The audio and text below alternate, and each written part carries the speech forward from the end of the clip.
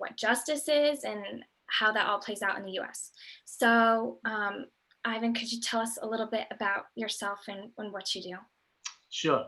Hello, everybody. My name is Carlos Ivan Calaff, but everyone calls me Ivan. I work at the Center for Justice at Columbia University. I'm a research analyst there, and we research everything from police violence to mass incarceration to food deserts, you name it. We run sort of the whole gamut on things that we research. I also work at the Heyman Center for the Humanities, also at Columbia University, and there, my responsibility, I am a reintegration specialist.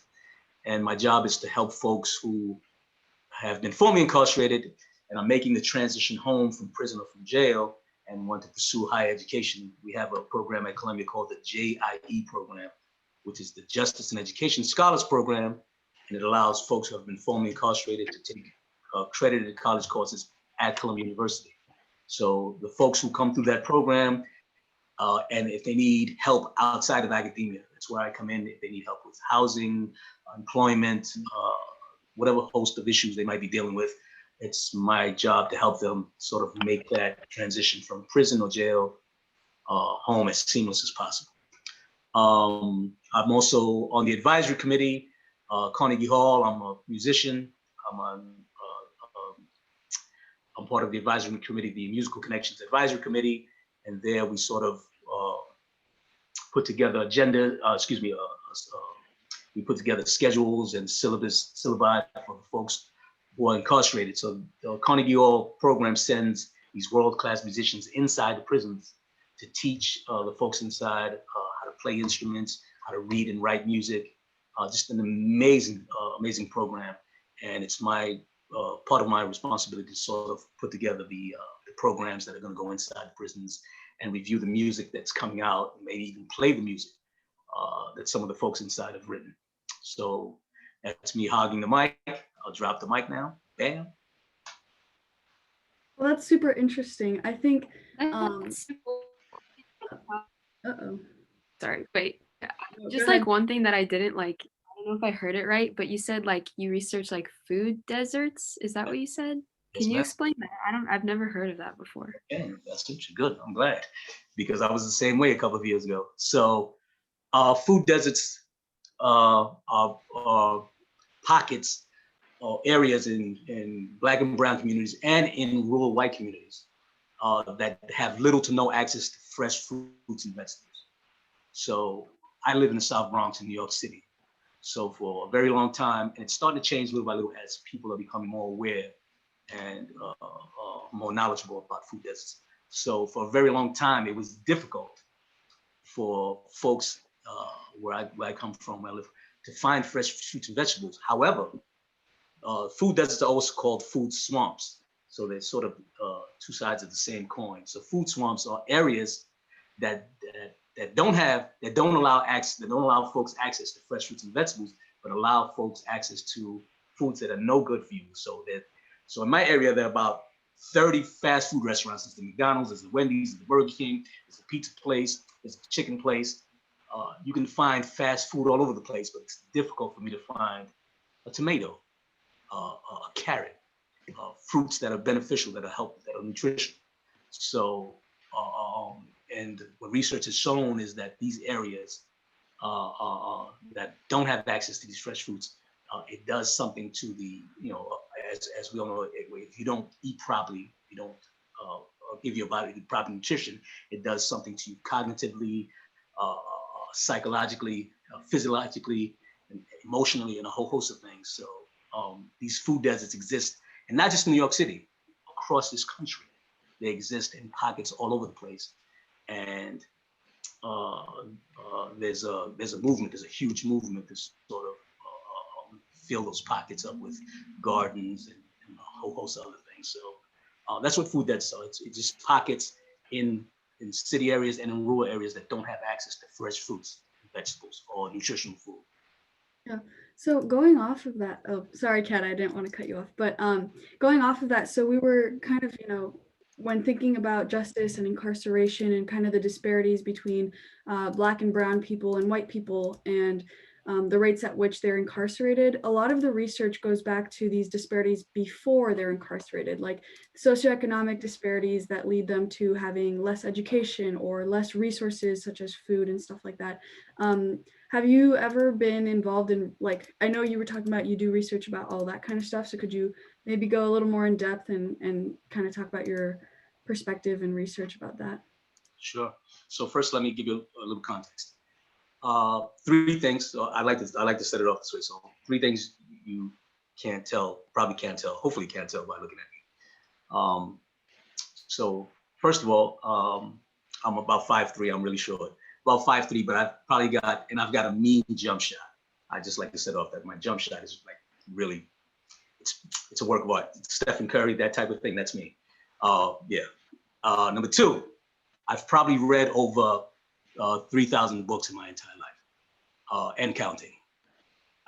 Number three is I've spent 85% of my life inside some type of penal institution or another. So from foster homes to foster care to juvie to Rikers Island, which is county jail here in New York City, to state prison. I've spent 85% of my life tucked away in one of these places. I am now at Columbia University. I work at Columbia University as a researcher, and I'm also a student at Columbia University. I'm working on my master's degree in conflict resolution. So I have a very personal experience with the carceral system here in New York State. And I'm sure they're not much different. The carceral systems are not much different state to state. I mean, they're horrible places. If there's any misconception that these places rehabilitate, that they heal, that they help people get better, I'm going to disabuse you of that notion now. That doesn't happen. These places are intended to wound, they're intended to break, they're intended to disable, they're intended to hurt. They're places of revenge, that's it. They're not intended to make anyone better, they're not intended to rehabilitate, if that's a real thing, right? So I've spent, like I said, 85% of my life being funneled to these different systems. And luckily, I've come out okay because of the support system that I've had in and outside. Anyway, so some of the research that we've done revolves around my own personal experience, obviously. And there are 15 people that I work with, Jarrell being one of them. And out of the 15, 12 of us have been formally incarcerated. And we don't just work at the Center for Justice. We are all in leadership positions. We all decide what type of research we want to do, what path we want to take it in. We apply for grants. Sometimes we're lucky, sometimes we're not. But we have a huge support system at Columbia and other places. We have formed partnerships with folks all over the country. And we're looking to form more partnerships, hopefully with you guys. Maybe some of you guys will be Columbia students soon, if not soon, in the near future. So we're doing research now. My colleague and I just came from this morning. We're doing research on NYCHA, and NYCHA is the New York Housing Authority here in New York. And we've discovered that a large portion of the folks who end up being funneled through the prison systems and to the jail systems here in New York State come from NYCHA, come from the New York Housing Authority. And it just so happens that these folks, for a large majority of these folks are Black and brown. Is it a coincidence? We don't know yet. We won't make that. We're holding any judgment until all the data is in. So we're collecting data. We went out today to take photographs. We had the drone out. We went to speak to people. We're in these neighborhoods. I grew up in the South Bronx. I still live in the South Bronx now. And we're in these neighborhoods. We engage with them. We have strong connections, strong ties with the communities. So we know what these communities are going through. We know what they need. We know what they want, and we know what they don't want. Just being, it's interesting because I never appreciated the importance of research and how important it is. And now that I'm at Columbia and I'm actually doing research and I'm a researcher, it's an incredible thing. It's not the end all be all. So some folks sort of, there are a lot of folks that research stuff that I think personally doesn't need to be researched. If someone doesn't eat for 30 days, how will that affect their body? Or will that have an impact on them? I don't think you need research for that. If someone doesn't eat for 30 days, if someone doesn't have access to education or healthcare, how will that impact them? Come on, it's obvious. So I think sometimes a lot of money is sort of funneled into research, and it can be used or reallocated into the communities that really need those resources. So anyway, I don't know if I answered your question, but I guess I also have another question. So at the beginning, you were kind of talking about like the challenges that people face when they like leave prison or like a jail system or something, like going back into like a normal life or whatever. Like, what are some of those like challenges that they face, like re-entering? great question. So just to give you an idea, in this country, there are 40,000 laws on the books, 40,000 in this country. So this is statewide, 40,000 laws that bar folks who have been convicted of, who have felony convictions on their jackets, from jobs, from housing, from whatever, you can name it. But there are 40,000 laws on the books that say I can't, because I've been convicted of a felony, I can't get this certain job. I can't live in this place. I can't go to this school. I can't get this particular funding. I can't participate in this particular program by virtue of having been convicted of a felony. There are 40,000, over 40,000 of these things on the books. So coming out of prison, we're already facing these barriers, just that alone. And on top of the fact that most of the folks that come home from prison were already poor to begin with, right? And they're going back into these poor neighborhoods that have very little resources. They're going back to these poor communities that have very little resources, that are over-policed. So not much has changed. They may have gotten worse since the time they went in. So now now they had very little education going into prison, very little access to resources before they went to prison. Now, by virtue of the conviction, whatever access they had before, whatever they could do before, has now been limited by virtue of the conviction. So now they have less access to resources. And they're told, so here in New York State, a person gets out of prison, they're given an ID that says you just were released from prison, you're given $40, and you're given a metro ticket or bus ticket, depending on where you're going. But you get this ID that says you just released from prison, $40, and a pat in the back saying good luck. That's it. That's what you're getting here in New York State.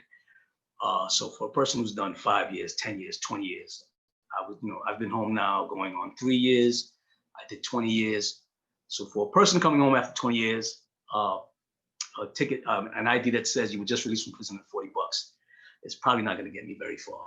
If I don't have any family support, or if my family's poor, if I don't have any community support, if I don't have any education, I don't have access to resources. I don't. And if we think that if all we need to look at is the recidivism rates, right? The recidivism rates are the people that go back to prison, is at, I don't know, 67, 77%. So 77% of people who come home from prison, 77 before by, I think it's 3 years. I think they've narrowed it down 3 years. Within 3 years, they return back to prison. And it's not because people like prison, and it's not because people want to go to prison, and it's not because people want to commit crimes.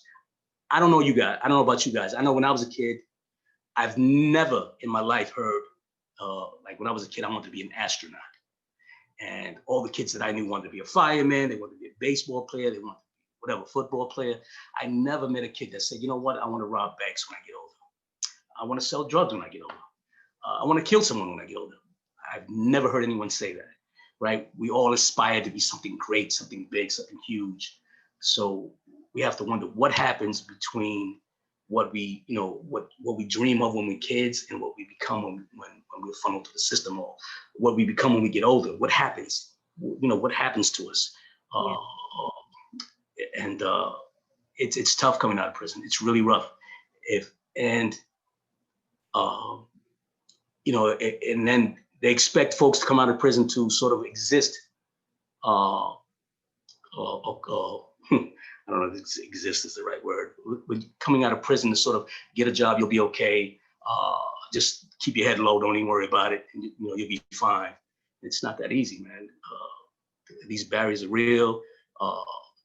They impede any progress that a person might want to make. There's some states that if you have a felony conviction, I forgot what state it was, and I become a crime victim. Someone robs me. Let's say I had a felony conviction when I was 17, and someone robs me when I'm 50. I can't get access to victims. What is that called? Victims and victim compensation, I think it's called, by virtue of having a felony. The fact that I had a felony 30, 40 years ago bars me from getting any victim compensation. It doesn't make any sense. A lot of these barriers. Yeah. So speaking of these like barriers that people with like felonies especially face, we have a question from Hannah. Yes. And she's asking what your views are on felony disenfranchisement, which for anyone that doesn't know is like stripping those with felonies of like the right to vote. And if any of your research involves studying that. Wow. Yes, it does. So I have friends who are doing or have done that research. And I mean, it's a great question. And it's a question that you sort of have to ask yourself. Does it make any sense to sort of bar someone for the rest of their lives for something they did when they were 16, 17, 18, 15, whatever it was, for the rest of their life? It doesn't make any sense. Can a person change? Can a person move on? Is a person entitled to redemption, forgiveness? I got a good friend of mine who's serving a 20 life sentence as well. And I was having a problem with someone out here. I was supposed to work with someone, and I don't like this person. I didn't want to work with the person. We had sort of, I just didn't like their energy. So I'm sort of complaining to my friend. He calls me from the phone. He's in upstate prison. He calls me and he says, "Ivan, what's the matter?" And I said, "I got to work with this dude. I'm not even feeling this guy. I don't want to work with him." And so my friend says, "Just forgive him. Whatever he did to you, just forgive him." And I said, "Forgive him? I don't want to forgive this dude. This guy's, he's a jerk." And he says, "Listen, forgiveness is not for the most deserving. Forgiveness is for the least deserving." I said, "What are you talking about?" He said, "Think about this. Forgiveness is not intended for the most deserving. Forgiveness was intended for those who we consider the least deserving, the least deserving." And I had to sort of sit back with that and sort of digest that, because, I was like, "No, this guy, he's bugging. He's crazy. No, my friend, he's got to be nuts. That doesn't make any sense." But then it dawned on me that there was a time in my life when I wanted to be forgiven, right? That I wanted to be forgiven, and I felt that, and there were people that thought that I didn't deserve to be forgiven, right? That I didn't deserve to be, and I worked so hard to improve myself, to change, to get to this place where I was somebody completely new, and that I knew that I deserved, that I should be forgiven. And I said, "Holy smokes, I was in those shoes at one time, where somebody thought that I did not deserve to be forgiven, and it didn't feel good." So the forgiveness, I say this to y'all, it should be reserved for those that we feel are less deserving, or the least deserving. People change. I spent my entire life in the prison system, in the jail system, being shuffled around and now I'm a scholar, and with someone, and people are so much more. If you condense someone's life to the one thing that they've done, the worst thing that they've done, even the best thing, then you sort of reduce them to that one thing, and you forget about everything else they are, right? So a person is not a felon. They're not a convict. They're not a criminal. They're a father. They're a son. They're a lover. They're a husband or a wife. Because women go to prison too. And it's so much more than that one thing. And we should think about that. We should think about the humanity of the people that we're dealing with. Even though they've done some insane and some hideous things, because people do some really crazy things, admittedly. But does that mean that we're any better than they are. Does that mean that we are any, and we're not? But I just think that redemption is possible, change is possible. It's tough. It's tough, and change is possible when people believe in you, people help you and support you in the change. When you're alone in your change, it's difficult. When people don't believe and don't give you an opportunity to change, then it's very difficult for a person to change or to want to change. Yeah, so going off of that idea of like rehabilitation and changing, we also have a question from Baraka, and she asks, what should we do to rehabilitate inmates while they're in prisons? Wow. So my first thought on that is that our language, we have to be very careful. It's very difficult to galvanize people to sort of care about inmates, right? Just the word itself connotates something negative, somebody bad, something to be discarded. So I think we begin by looking at language. If we think about people who are inside as people first, sort of what's going on now with the LGBT community, right? The pronouns and all those things. People got sick and tired of being mistreated and treated as other, right? And they got together and said, you know what? We are people. We're human. You're going to put our humanity first. Same thing with folks who are folks with disabilities, people with disabilities. People used to call them cripples or disabled, right? No, now they call them people with disabilities, people with special needs. We put the humanity first. So it begins with language. So I think if we think about folks inside as people first, right? And then everything else will follow. So when you refer to folks on the inside, so you can say that it's okay. It's going to take a little longer because inmates are sort of low-hanging fruit, right? Inmates, convicts, jailbirds. Sort of like it's a language that we're used to. But if we get used to saying, okay, folks on the inside, people on the inside, so we start with that, and then everything else will follow. The way we talk about something is the way we treat something. The way we think about something and the way we talk about it is the way we treat it. So if we think about someone as an inmate, that's how we're going to treat a person. Because an inmate is not to be treated well. It's not human. People don't associate humanness with inmates. That's not the word. That's not the reason the word was created. Was to sort of highlight someone's humanness, and sort of decrease their humanness. So I think it begins with our language and the way we think about people and talk about people. And then structurally, I was wondering, like going off of this, not only from people on the outside, but structurally within prisons, what kind of systems are in place that are supposed to rehabilitate people in prison? Because I remember earlier in the call, you were saying that if you think that prisons are rehabilitating people, they're really not. So I was wondering if you could go maybe a little bit more in depth about that kind of stuff. Sure, great question. Yeah, and also like on top of like that exact same subject, Edie, I don't know if her audio is working right now, but she also wants to know that like if these programs that may or may not like be prevalent around the US, like if they're receiving additional funding because of like protests this summer, and if anything is getting better. Wow, great questions, guys.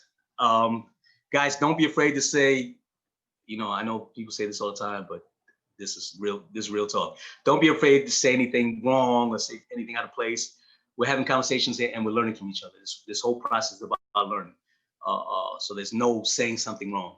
Say whatever you have to say. And if anybody feels some type of way, we can address it then and there. But please just, and feel free to ask your own question if you want to. I'm good with it. If you don't want to, you don't feel comfortable with that, cool. Great question. So number one, the programs inside of prison. So my personal experience and experiences of friends that I have on the outside now and have left behind have been, so if someone is sentenced to 10 years, right? If you put someone in a cage, someone commits a crime and you put them in a cage for 10 years, you put them in a metal cage for 10 years and somehow think that that tucking someone in a metal cage away for 10 years is somehow going to improve that person.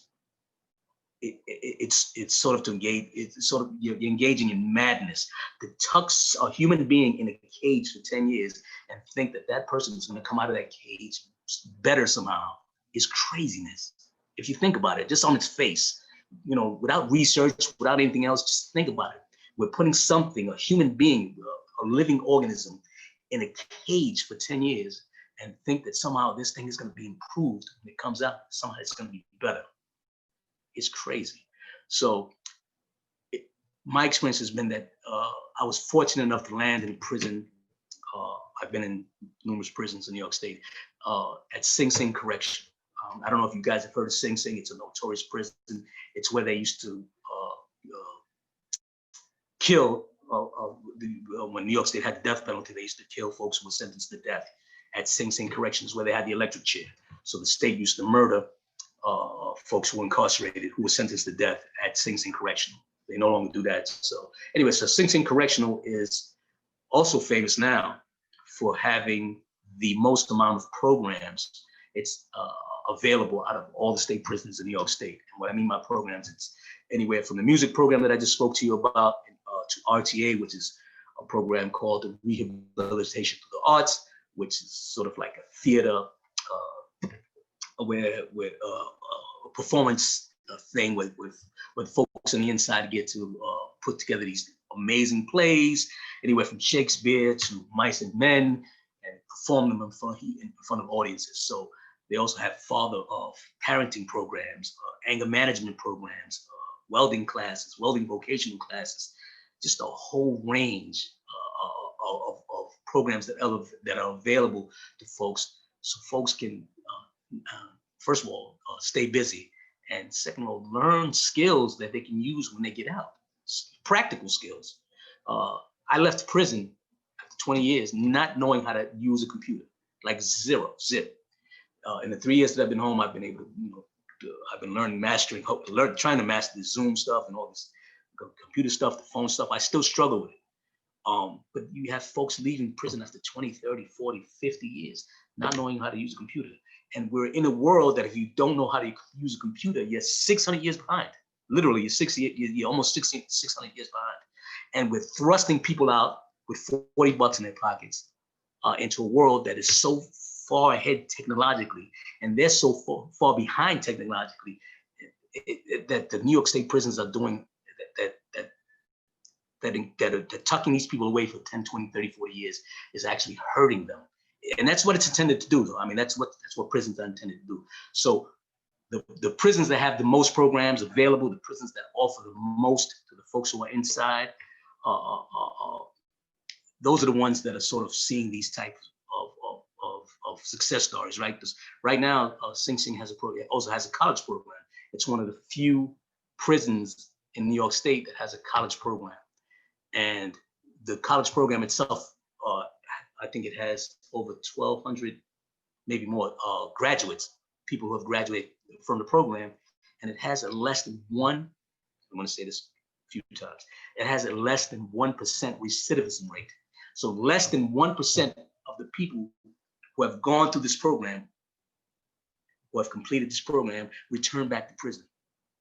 Without this program, without these programs, New York State or country or nationwide, I think New York State has a 60% or 45, somewhere in that range. It's been a while since I checked, but it's anywhere from 45 to 60% recidivism rate. So anywhere from 45 to 60% of folks who get out of prison, who are released from prison in New York State, return back within 3 years. But this program, the Hudson Link Mercy College program, has a less than 1% recidivism rate. So folks who go through this college program, and I was a beneficiary of, I was able to leave prison with my bachelor's degree in behavioral science. So less than 1% of the folks who go through this program go back to prison. So if these programs, and it's been proven that these programs work, they're successful, they offer folks practical skills when they get out. Folks are able to find jobs, folks are able to engage, socialize, to sort of, learn social skills, writing skills, and just a whole host of practical skills they can use when they get out. Without those things, folks have very little chance of success. And if anyone think that's a mistake or it's something that the Department of Corrections has overlooked, I don't think those folks are that stupid. I think the monster that particular monster feeds on Black and brown bodies. And if it doesn't have Black and brown bodies returning back into it, then it's going to collapse. There's too much money involved. And sorry, kind of going back to what we were talking about before, like the collateral costs, like felony disenfranchisement and like not being able to be like eligible for like social security or food stamps. When I was like reading stuff for this, I was like noticing like how like disproportionately affected like African American and Hispanic people are by the criminal justice system. And I read this one stat that like 56% of people incarcerated in this country are Black or brown, but they only make up like 30% of the population. So like it's just crazy to think that like all these things we've been talking about that like negatively affect them, it's like disproportionately skewed towards like Black and brown people. And like I was reading about like the way that the criminal justice system does this, and it's like at every level, like from like police policies, like structural problems, like implicit bias and like judges and prosecutors and jurors. So like, can you talk a little bit about how the criminal justice system like treats Black and brown people differently? Sure, sure. So, I mean, I'm sure in your part of town, people are committing crimes. I don't think there's any area in the world probably that's free of crime. The only difference is how the crimes are treated, right? So many people believe that crime statistics are not reflective so much of criminal behavior as it is reflective of police behavior. So what happens is a crime happens in your part of town.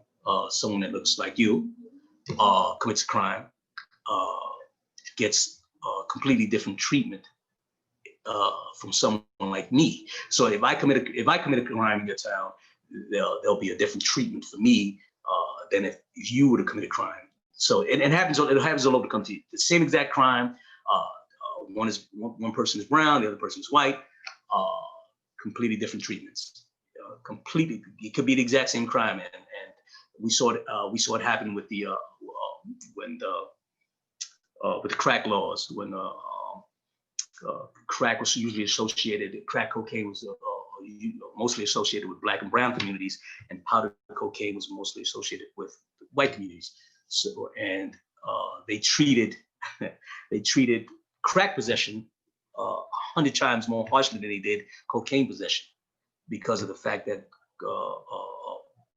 the crack was, I guess, according to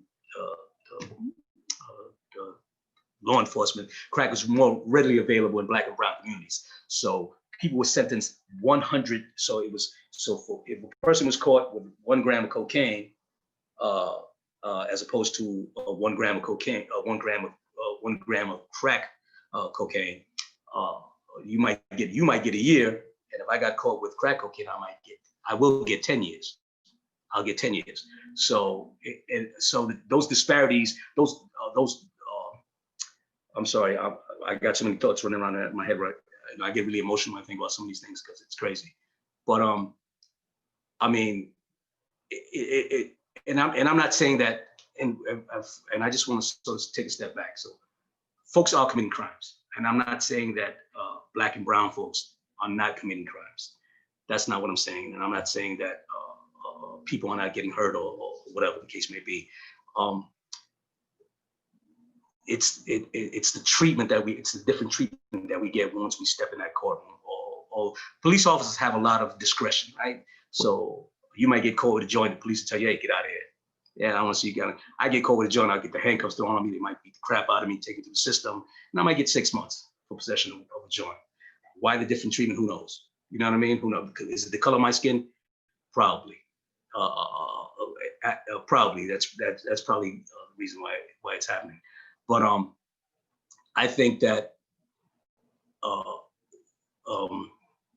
sorry, I'm just sort of, this conversation is sort of triggering because my experiences have been pretty bad with the criminal justice system. I mean, I know a lot of folks now working in the system that are working to improve the system, doing a lot of great stuff, but we still have a long way to go. And you folks, I just want to give kudos to all you folks on this thing here for sort of putting this together and sort of being curious about the world around you and wanting to improve it, because this is one of the areas that we definitely need to improve, and not just reform. I think we need to sort of tear it down and rebuild it, because reform sort of, to me, means taking money right? It's sort of, think about the KKK. Reform sort of means, all right, let's get the KKK some nice suits. Instead of those white things that they put on, let's get them some really flowery things with smiley faces, and maybe they'll be nicer. No, what you need to do is just completely do away with the KKK, right? And I think that's what we need to do with the system. The system was intended to oppress Black and brown bodies, and any system that is founded on that ideology needs to get. We need to break that up and put something else in its place. You guys don't want to inherit that system, and that's what happens. You guys are brilliant, you're beautiful, and you're sort of privileged, and that's a system that you're going to inherit, and you don't want to inherit a system like that. You don't want to. It's evil. It's wrong. It causes more harm than good. So I'm sorry. I sort of I sort of went off course with your question. Can you ask your question again, please? I think that that answered it. I think that was a great answer. And then I just want to touch on one of the questions asked in the chat by someone, by Lucy. So wait, I have it real quick. Yeah, sure. Because really quickly, I just want to interrupt and ask a question, because I was like directly related to what you just said about how like police have like really. I was reading an article about how Baltimore in the summer is 5 to like 12% more hotter than like the surrounding more affluent neighborhoods, and that's because there's less trees in Baltimore, like to aid police surveillance. Like it's crazy. Like individual officers have so much leeway in which kind of people they want to like pursue, like to get them sentenced to go to jail, and the crimes that are committed equally are not enforced equally at all. Like, and I was also like in the same article they were talking about somebody who went to jail for like selling drugs, and the police officer had seen him still selling the drugs. Like, anyway, after the fact, after he already had been sent to jail, they went back and cut down trees so that they could like justify the officer seeing him do the drug deal. Yeah. And that also like police surveillance by like having less trees in neighborhoods like leads to the Black neighborhoods being hotter in like summertime. It's kind of crazy. But that's some of the some of the research that I've done in the past on environmental racism. So environmental racism is sort of the idea that so if you think about where all the dumping grounds are usually located, and all the they're usually located in poor Black and brown areas and poor white rural communities where people really don't have a lot of political clout. So a lot of this heat that you're talking about, the areas being hot, or I don't know if you meant physically hot or just hot police-wise, but I'm talking about heat as far as temperature. It has to a lot to do with temperature. A lot of these polluting pollutants and a lot of these dumping grounds are sort of put in areas where people have very little say-so, very little political clout, and they can't really challenge. So if you guys have heard of what's called Not in My Backyard, not in my backyard. I forgot what it's called, but there's an acronym for it. But it's called Not in My Backyardism. So these rich suburban communities who have a lot of political, not only savvy but a lot of political clout, are able to stop these high polluting dumping things from being put inside of their communities and say, no, we don't want these here. Hell no. If you think about putting these here, we're going to vote you out of office. You guys, they really use the processes and the clout that they have to sort of stop these things. And so, I'm sorry, go ahead.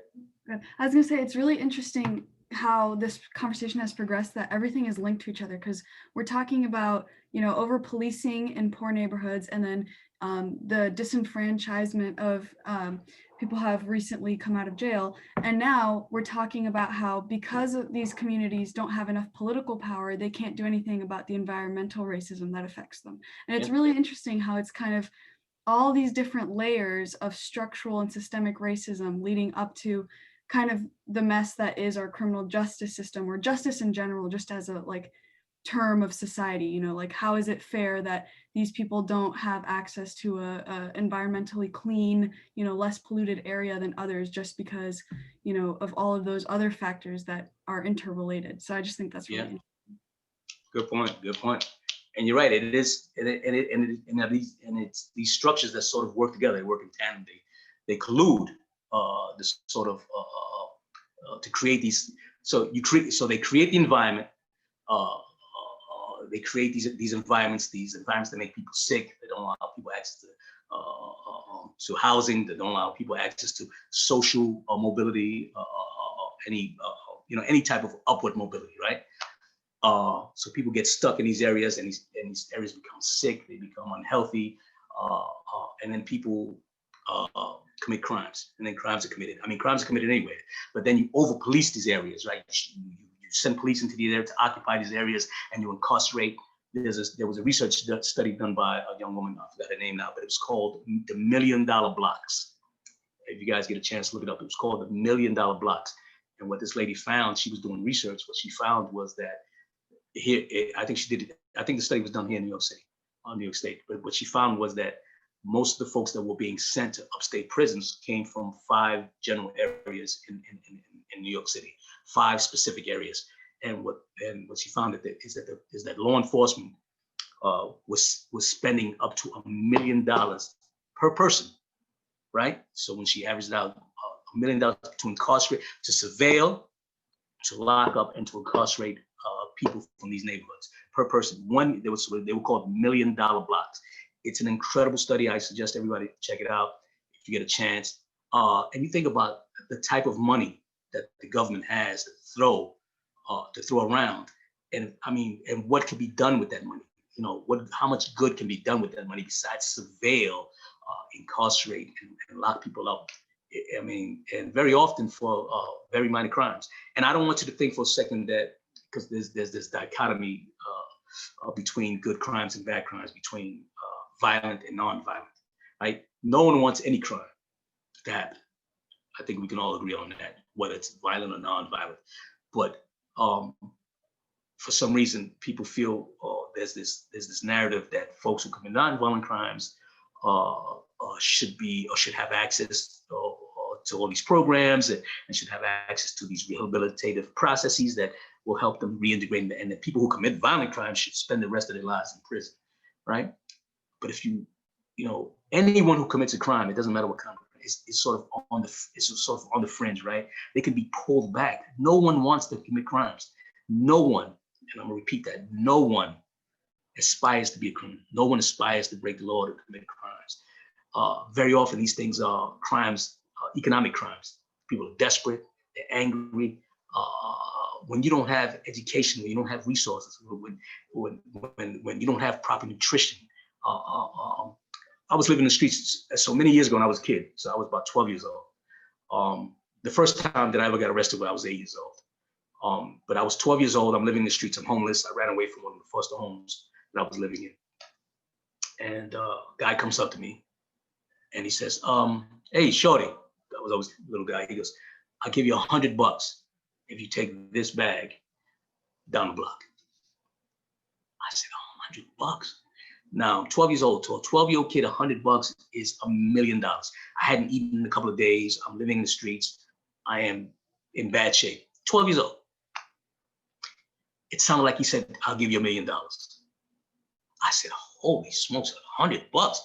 Now, I knew what was in the bag, but I didn't know. I knew whatever's in that bag was something bad.